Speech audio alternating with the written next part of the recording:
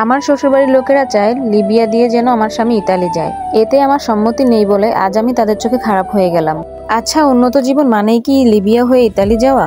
আর সেই ইতালি যেতে গিয়ে যখন ভূমধ্য সাগরে ডুবে মারা যায় হাজার হাজার তরুণ যুবক, যাদের কেউই জানতো না ঠিকমতো তারা ইতালি গিয়ে পৌঁছাবে নাকি ভূমধ্য সাগরেই লাশ হয়ে ভেসে থাকবে। আসসালামু আলাইকুম বন্ধুরা, কি অবস্থা সবার, কেমন আছেন? আশা করি সবাই খুব ভালো আছেন। আলহামদুলিল্লাহ, আমরাও খুব ভালো আছি। তাই আজকে নিয়ে আসলাম আপনাদের জন্য নতুন একটা ভিডিও, আর সাথে কিছু গুরুত্বপূর্ণ কথা বলবো। আশা করি কথাগুলো মনোযোগ সহকারে শুনবেন। আমার বিয়ের শুরু থেকে আমার মা হওয়া পর্যন্ত দীর্ঘ 5 বছরে এখনো আমার শ্বশুরবাড়ি আমাকে মেনে নেয়নি। কিন্তু হুট করেই তারা বলছে আমার স্বামীকে ইতালি যেতে। লিবিয়া দিয়ে ইতালি যেতে নাকি মাত্র 6 থেকে 7 লাখ টাকাই খরচ হয়। এখন যদি সে ইতালি যায় তাহলে নাকি আমাদেরকে মেনে নিবে, তাদের বাড়িতেও যোগ্য সম্মান দিয়ে তুলে নিবে। কিন্তু শর্ত একটাই, ইতালির সমস্ত টাকা আমার বাবার বাড়ি থেকে দিবে।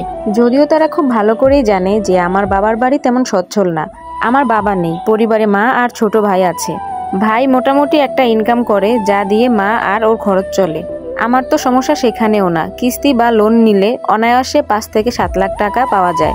আমার মেন সমস্যা হচ্ছে আমার স্বামীর ইতালি যাওয়া, তাও কিনা লিবিয়ার ভূমধ্যসাগর দিয়ে।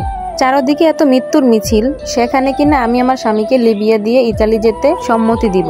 মাদারীপুরে যেমন অনেক লোক কোটিপতি হয়েছে ইতালি গিয়ে, তেমনি অনেক পরিবার সর্বশান্ত হয়েছে তাদের সন্তান হারিয়ে। এমন আরো হাজারো লোক বন্দী আছে মানব পাচারকারীদের হাতে। চোখের সামনে এত কিছু দেখে আমি কি করে আমার স্বামীকে ইতালি যাওয়ার সম্মতি দিব আপনারাই বলেন। আমার স্বামী আমার জন্য সবকিছু। এর আগে ও সৌদি আরব ছিল। আমাদের সংসার আলহামদুলিল্লাহ ভালোভাবেই চলেছে। ভালো থাকার জন্য আমাদের তো এত টাকা পয়সা চাই না, কোনো রকম খেয়ে পড়ে বেঁচে থাকতে পারলেই আমরা খুশি। কিন্তু আমার শ্বশুরবাড়ির লোকেরা চায় ওকে লিবিয়া দিয়ে ইতালি পাঠাতে। এতে আমার সম্মতি নেই বলে আজ আমি তাদের চোখে খারাপ হয়ে গেলাম। যদিও 5 বছর ধরেই আমি খারাপ ছিলাম, তাদের ছেলেকে নাকি আমি তাবিজ করে বশ করে রাখছি, এজন্য সে আজ ঘর ছাড়া। আর যখন এই তাবিজের মেয়াদ কেটে যাবে তখন নাকি সে আমাকে ছেড়ে তাদের পরিবারেই ফিরে যাবে। চলুন কিছু বাস্তব কথা বলি। সবারই তো স্বপ্ন থাকে আধুনিকভাবে জীবনযাপন করা, উন্নত কোনো দেশে গিয়ে পরিবার নিয়ে সেটেল হওয়া। সেই স্বপ্নের দেশগুলোর মধ্যে ইতালি, ফ্রান্স, আমেরিকা অন্যতম। আমাদের দেশের অর্ধেকেরও বেশি তরুণ প্রজন্মের প্রবণতা লিবিয়া হয়ে ইতালি যাওয়ার, আর তাদের থেকেও বেশি উচ্চাকাঙ্ক্ষা তাদের পরিবারের। এই পরিবারগুলোর একটু ভালো থাকার জন্য, মাথার উপর একটু আশ্রয় দেওয়ার জন্য তাদের সন্তানেরা ভূমধ্যসাগরের মতো ভয়ঙ্কর মৃত্যুকূপ দিয়ে ইতালি পাড়ি দিচ্ছে। ইতালি পৌঁছাতে পারার সংখ্যা খুব বেশি না হলেও মৃতের সংখ্যা প্রায় লক্ষাধিক ছাড়িয়ে।